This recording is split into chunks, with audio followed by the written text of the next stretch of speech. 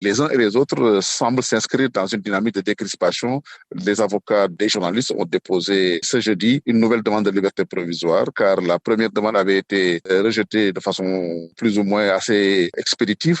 Mais cette fois-ci, nous osons espérer que cette nouvelle demande de liberté provisoire sera traitée avec beaucoup plus de bienveillance parce qu'aussi pour refaire la genèse de cette histoire, les journalistes avaient donné l'information d'un cambriolage au domicile du ministre de l'Urbanisme. Ce cambriolage, effectivement, est avéré. Des sommes d'argent importantes, ces salons ont été dérobés de chez le ministre de l'Urbanisme. Les journalistes avaient annoncé un montant important. La partie civile considère que le montant est faux, sans pour autant préciser le montant réel qui aurait été dérobé chez elle. Finalement, l'accusation de fausse nouvelle, ce serait pas tant l'existence du cambriolage plutôt que la somme annoncée, si je comprends bien. Exactement, les journalistes ont annoncé la somme de 400 millions de francs CFA, qui semble exagérée aux yeux de la partie civile. C'est l'information donnée par les journalistes, il n'y a pas une information qui l'infirme. Toujours est-il que les auteurs du cambriolage ont été arrêtés et aujourd'hui sont en détention et une enquête judiciaire aussi est ouverte pour cette histoire de cambriolage.